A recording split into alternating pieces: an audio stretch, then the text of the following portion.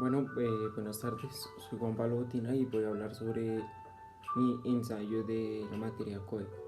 Mi tema va a hablar sobre el periodismo y sobre cómo la falta de objetividad ha llegado a causar confusión entre las personas y su fiabilidad hacia los medios de comunicación. Primero que todo voy a hacer como una introducción hacia el tema de los medios de comunicación. Voy a hablar lo importante que es para la vida actual los medios de comunicación, como son las noticias, tanto en redes sociales también, en radio, aunque la radio no la utilizan tanto, pero son estas tres las más importantes.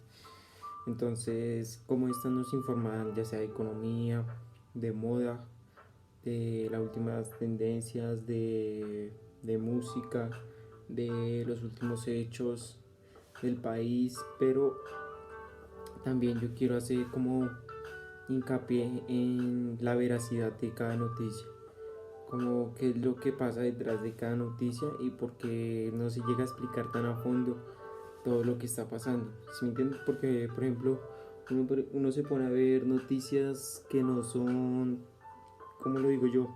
No tienen, no tienen gran resaltamiento. Por ejemplo, noticias que tienen que ver con fútbol, cuando sí hay gente que le gusta el deporte, pero cuando lo más importante en aquel momento, yo qué sé, son los enfermos, la corrupción, y todo eso no se señala en las noticias. De alguna u otra manera no se evita hablar de ciertos temas, o cuando se habla de esos temas ya por presión pública, porque en redes sociales pues es libre expresión, ¿no? Pero pues de igual manera la gente le escribe que tanto que al noticiero le beneficia hablar sobre ese tema, pero cuando hablan de esos temas, o sea, al frente del televisor, y uno se da cuenta que le quitan valor a cada hecho, le quitan valor, por ejemplo, le quitan valor al hecho, la veracidad del hecho, le quitan valor al contexto del hecho, y todo para hacerlo ver un poco más pequeño, como que el problema no está tan grande. Por ejemplo, un caso reciente fue cuando hubieron incendios. Los primeros en informar fueron las redes sociales, y en noticias no se pasaba lo del incendio, lo que estaba pasando en realidad, hasta que ya la presión, no digo presión social, sino que ya se estaba hablando tanto que era inevitable y se tuvo que hablar de eso.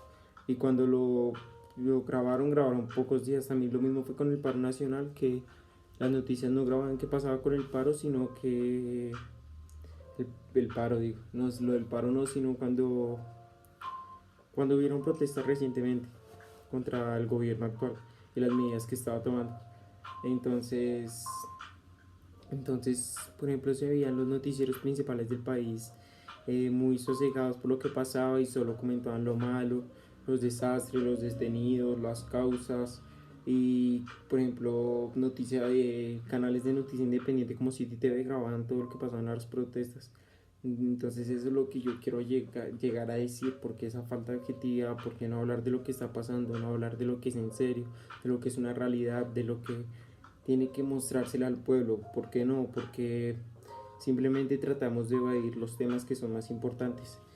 Y no sé, es como esas cosas que tienen las noticias. También por mi parte, dejé de ver noticias hace mucho tiempo, porque no me hacía bien. Por ejemplo, noticias de asesinatos, y todos los días son noticias malas, y entonces yo ya no me sentía cómodo con ver eso, y me cuestionaba y decía, no, esta sociedad cada vez va peor. Entonces yo dejé de ver noticias ya por salud mental, y así lo decidí, y ha sido como que la mejor decisión que he tomado, porque digo, no vive más tranquilo, pero está mejor. Por último, quiero citar esta frase: la gente de la televisión ha sido controlada por el gobierno para despistar a la población, para distraer, para hacer reír, para hacer feliz y dócil, para que no sepan lo que pasa en realidad, lo que en realidad está pasando. Esta frase la dijo Jim Carrey. Entonces solo quería citar eso y ya, gracias.